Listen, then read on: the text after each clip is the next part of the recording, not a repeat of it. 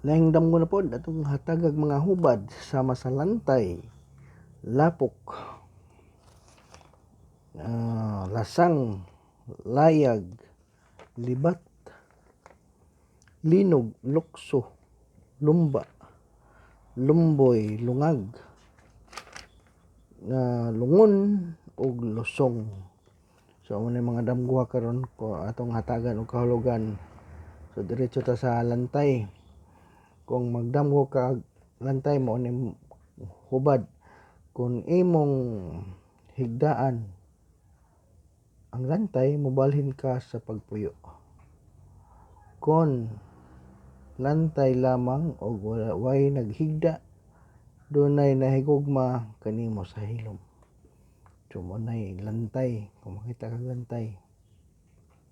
Lapok, ang lapok kung imong madamguhan, nagkahulugan ni siya og sakit, gilibak ka gibutang-butangan, gidaot ang imuhang pangalan at ubangan sa imong kahigalaan.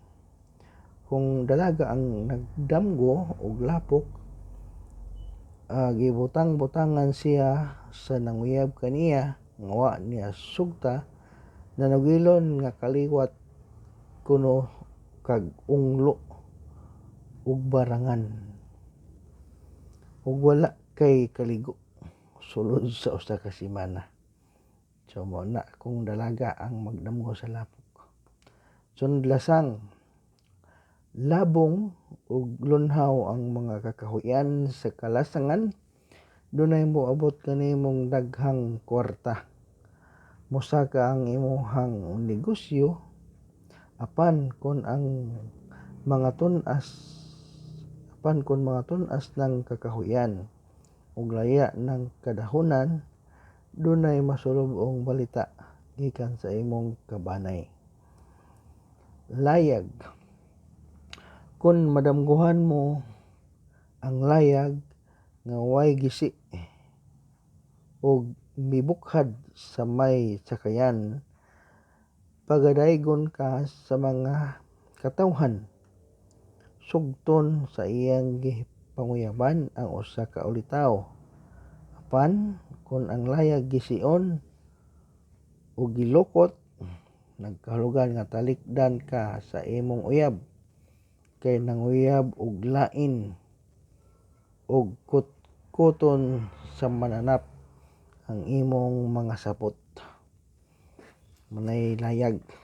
Sunod libat, kung makasugat kag libat og mga mata sa imong damgo, kinahanglan nga magbantay ka sa mga mangingilad, daghan ang mosipsip kanimo. Kung ikaw ang nalibat sa imong damgo, pag-amping sa imong panglawas ug magbantay ka sa imong sinultihan, kay naay masakitan sa imong mga pulong. So pasidaan ang magdamgo kag libat, pasidaan. Sunod linog, kung magdamgo ka nga naglinog, nagkahulugan kini nga kaguliyang sa panimalay, meaning magkaaway, magubot, magbugno ang asawa ug bana tungod sa pangabubho, magsinumbagay ang manag-uyab ug kuyaw nga magabulag, imong negosyo mahugno, ug magpanon sa inyo ang maniningil sa imong mga utang. So di ba ang linog. Sunod, lukso,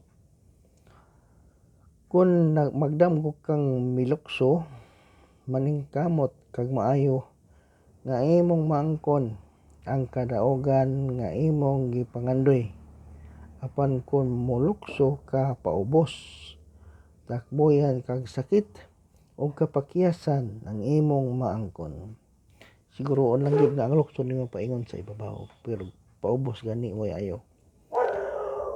Lumba, kung lumba sa kabayo ang imong madamguhan, dunay moabot kanimong daghang kwarta, makaganansya kag dako sa imong patigayon or negosyo, kalipay sa paghigugma ang imong maangkon.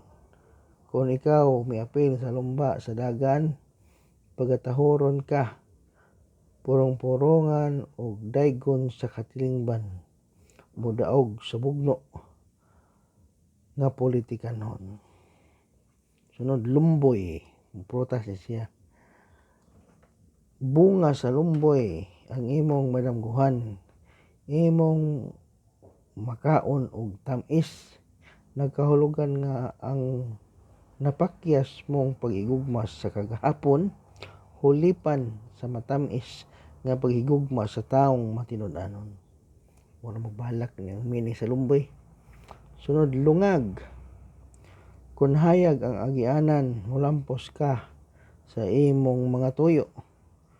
Kung ngit-ngit ang agianan sa lungag, nagkahulugan nga kasakit ang moabot kanimo.